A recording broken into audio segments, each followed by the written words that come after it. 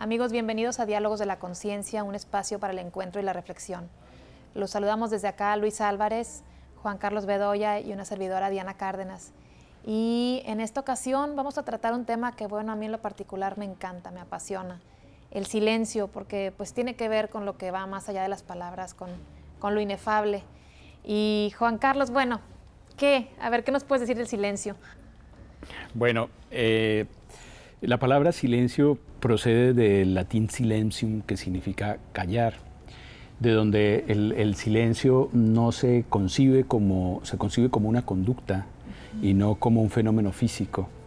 No es la ausencia de ondas sonoras, sino más bien es un aquietamiento de la mente. Claro. Y por eso el silencio ha sido tan importante dentro de la mística. ¿Sí? Es una de las caras que tiene el silencio y es una de las caras místicas profundas del silencio, ¿verdad? En la música, Luis, es básico el silencio, porque si no, pues sí, no podemos entender el resto. Es vital el silencio. Bueno, de hecho, si vamos al diccionario, la música es el arte de combinar los sonidos. Y yo creo que es el arte de combinar los sonidos y los silencios, porque el sonido no es sin el silencio y viceversa, ¿verdad? Entonces es algo muy importante y aparte en el silencio el músico toma la respiración para generar la energía a la hora de la interpretación. Entonces es algo muy, muy importante en la música. Y Juan Carlos, porque pues yo pienso mucho en esto del silencio y digo que qué difícil acallar la mente y hacer silencio en un ambiente o en una sociedad como la que vivimos, tan llena de estímulos, de ruido, de distracciones, de aparatos electrónicos. ¿Cómo poder resguardarnos y hacer estos espacios de silencio en la vida, en la cotidianidad?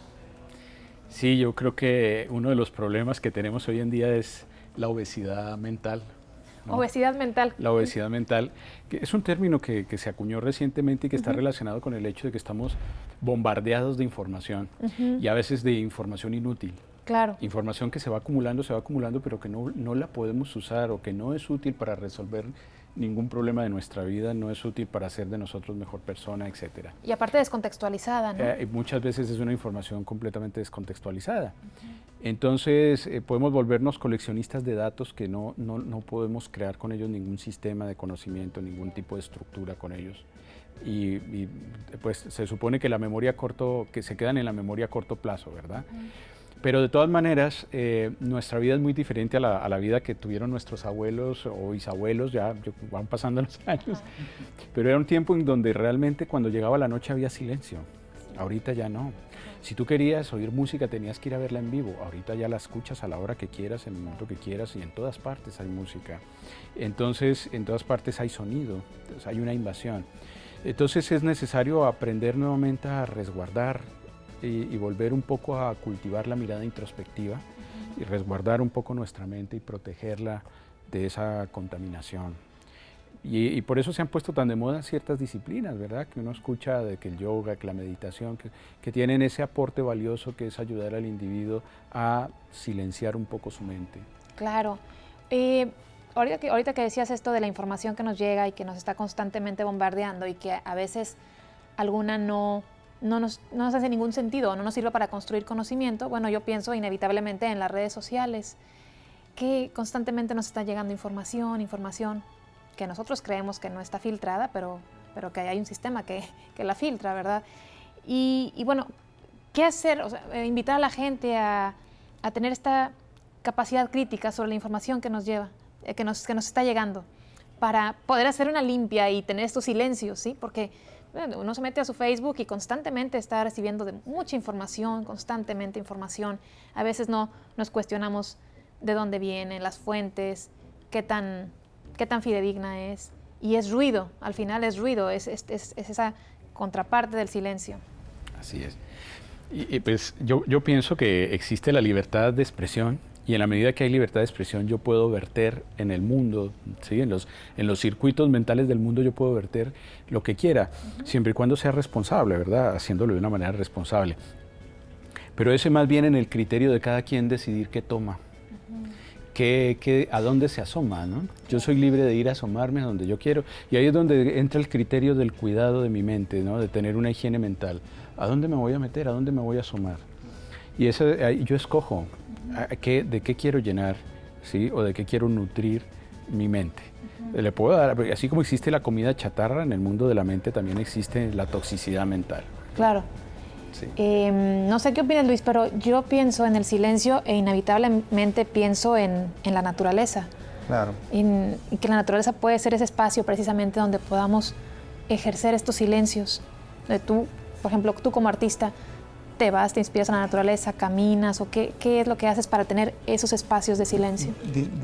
Disfrutar de la naturaleza misma, ¿verdad? Del aire.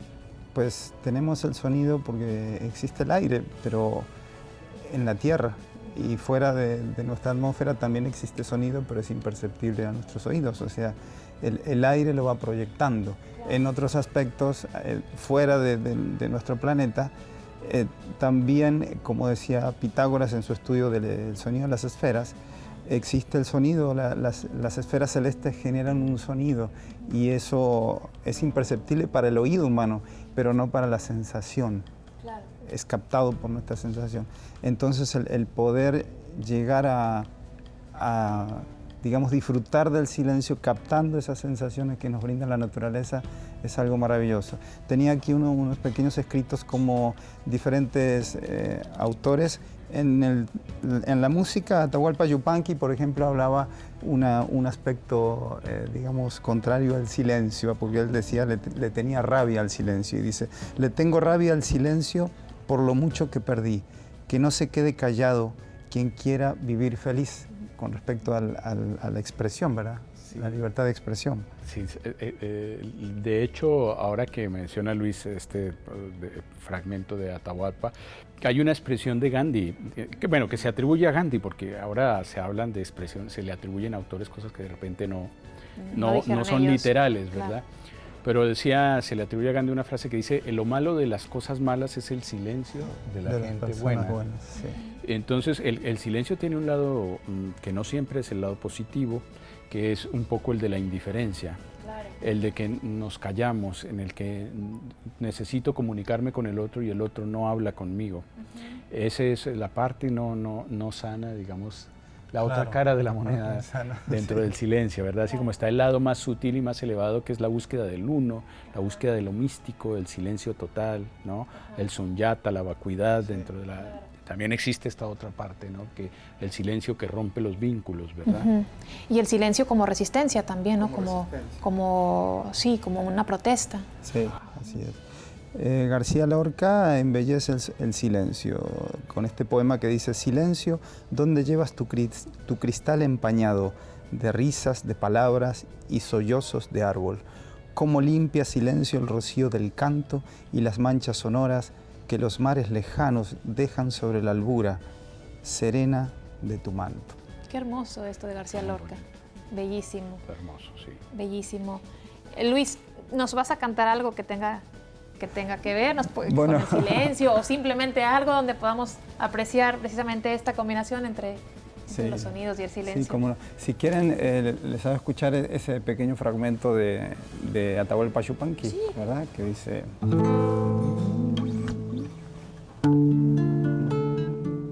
Le tengo rabia al silencio por lo mucho que perdí.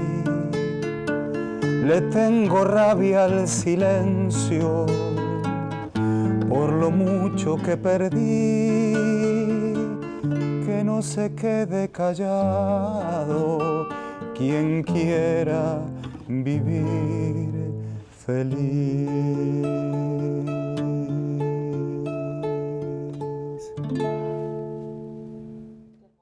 Claro, porque pues también es esa necesidad de decir en la vida, ¿no? De hablar, de expresarse. Juan Carlos, otra cosa que nos quieras decir del silencio, que yo tengo una cita ahí con la que quiero terminar. Pero... Sí, nada más señalar que el silencio está relacionado con una cara de la prudencia que es la discreción, ¿verdad? Y la discreción tiene que ver con saber cuándo hablar, qué decir, en qué momento y a quién, ¿verdad? Claro. el callar implica no quedarse callado nada más. Ajá, La ajá. sabiduría del callar es saber qué se debe decir, en qué momento, a qué persona y de qué manera, ¿verdad? Claro. Nada más quería señalar ese elemento que creo yo que es importante. Sí, y que porque le a veces haga se bien con- a la persona, ¿verdad? ¿Mm? Lo que Claro. vayas a expresar que le haga bien a la Claro, otra que persona. construya Claro. y sí, porque a veces se confunde. El amor y la dulzura tiene que estar en ese, Sí. en esa comunicación, ¿no? En Claro. ese saber qué decir. Sí. Bueno, ya se nos acaba el tiempo, pero yo quiero despedirme con una cita de un libro que a mí me encanta. El libro se llama La verdad del silencio, por los caminos del asombro. Y bueno, es precisamente va en ese sentido de asombrarnos con lo cotidiano. Y la autora, Teresa Gardens, es filóloga. Ella habla de que en la vida existen dos cercos, el cerco del lenguaje y el cerco hermenéutico, hermético, el cerco hermético más que hermenéutico. El cerco hermético es este que tiene que ver con el silencio y entonces dice que somos seres limítrofes. Y les voy a leer un pequeño fragmento. Bueno, dice, durante milenios ese será el espacio, es decir, el silencio, destinado a los dioses, esas venerables formas simbólicas nacidas para dar respuesta al interrogante sobre el origen, sobre la verdad última, inmutable, perenne y frontal. Es decir, siempre relacionamos al silencio con eso, con la verdad última, con los cuestionamientos más profundos del ser humano, ¿verdad? Es donde se Qué unen bonito. la verdad, la bondad y la belleza. Donde se unen En la el uno. bondad, la verdad y la belleza en el uno, exactamente. Bueno, muchas gracias por acompañarnos, amigos. Los esperamos en una cápsula más de Diálogos de la Conciencia.